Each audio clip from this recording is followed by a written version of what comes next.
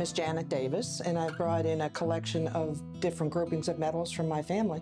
Over the course of the years, as family members have passed away, things have come to me. I've kind of become the caretaker for the family. The tradition of bestowing military honours dates back at least 4,000 years to ancient Egypt, with a decoration known as the Order of the Golden Collar.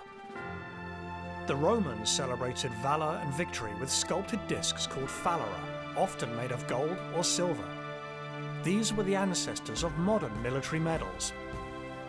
Some Canadian medals commemorate participation in specific campaigns, such as the United Nations Service Medal, presented to all who served in the Korean War. Others recognise individual acts of courage, like the Distinguished Flying Cross.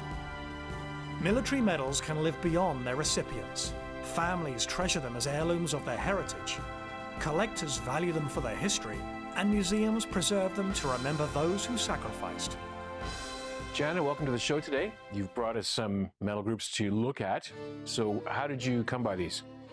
They've all been handed down. My mom had a lot of them, and when they passed away, of course, I became custodian of them. You have a First War trio of medals here. What's the name of this individual? That's my grandfather, John Mitchell, and he passed away the year before I was born. So all I know of him is what I've been told by my mother. And he's in the picture right here. Yes. Now, the gentleman on his right. That would be his father.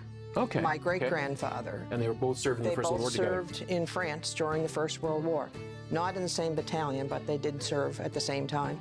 We have a trio of medals from the First World War, the 1415 Star, which indicates that John Joseph was overseas in 14 or 15. And right below that, you have a wound stripe, indicating that the individual was wounded in action.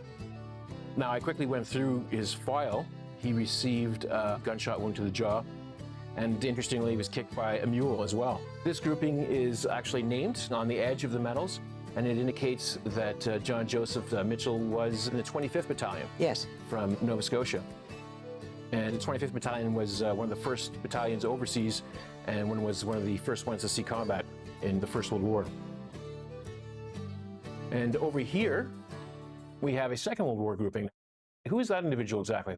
My father, Clarence Smith. What can you tell me about him? He enlisted in 1939 as soon as the war broke out, went overseas and served in England. And he was over there for the duration. After he came home, he met and married my mother. They married in 48, and he was just my dad.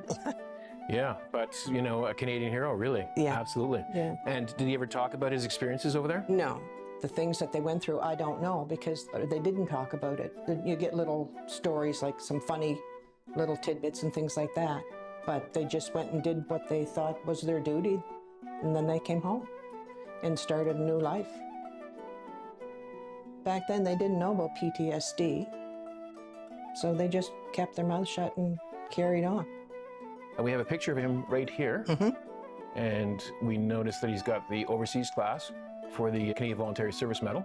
All Canadian troops during the Second World War were volunteer troops, and so when you were a volunteer for service overseas, you got the clasp that would be attached to the Canadian Volunteer Service Medal. Now over here, who's this individual? That would be my uncle, John E. Mitchell.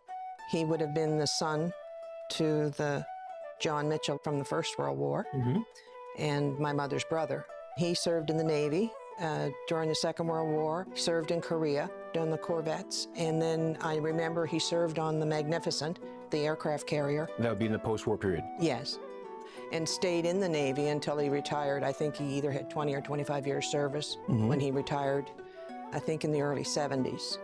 And he's got an Atlantic Star and an Africa Star, and they both have clasps. We have the United Nations Medal and the Korea Medal for the Korean War. And at that point, he was on the Magnificent? Yes. Okay, that's a very interesting grouping. And over here? This is my mother, Phyllis Marion Smith. Her maiden name was Mitchell. She would have been John's sister. And that's a CVSM and a war medal? Yes. And what can you tell me about her? She joined the Air Force in, I think in 1941 or 42. And she went to Ontario for training. And then she was posted in Halifax, and she worked at the Maritime Tell and Tell building on North Street. worked with the telephones. Okay, So, communications. communications, yeah. Radio operator communications. Interesting. And late 42, she was given a discharge on compassionate grounds because she was needed at home. Her father, John Joseph, wasn't well. What's interesting is you have a photograph of her. She's wearing the Royal Canadian Air Force Women's Division kepi with the Royal Canadian Air Force badge, a section of the military that was really undervalued until fairly recently.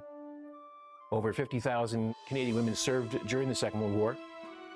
The roles that were available to Canadian women during the Second World War were, of course, the military, the Women's Royal Canadian Naval Service, the Wrens. There was also the Royal Canadian Air Force Women's Division, and the Army had the Canadian Women's Army Corps. In addition to women serving in the armed forces, they also were working in factories producing armaments and tanks and aircraft that contributed to the defeat of the Axis powers during the Second World War. So, Jana, what are your plans for these medals after today? Actually, we would like to donate them to the museum. Yeah, I'm sure the Army Museum on Citadel Hill would be very interested in the Army aspects. Especially, it would be great to see a Women's Division grouping done up and displayed from a local individual. And of course, the Naval Museum, I'm sure, would be very interested in your naval groupings, considering that this individual served on corvettes and served on the Maggie, I believe. Yes. Yeah, so that would be a great addition, I think, to their collection. Thank you very much for bringing them in. Appreciate you sharing your family's history with us today. Well, thank you very much. I'm glad that we got to show them, and all the information is very appreciated. I think it's important that we remember the past. I'd like the youth to know what the grandfathers and their great-grandfathers did to give them the life that they're living now, the sacrifices that people made to keep us safe, and I think they should be honored. I think a lot of Canadians today have some interesting aspects of their family history to do with Canadian military. Dig into your family's history. You never know what you're going to find.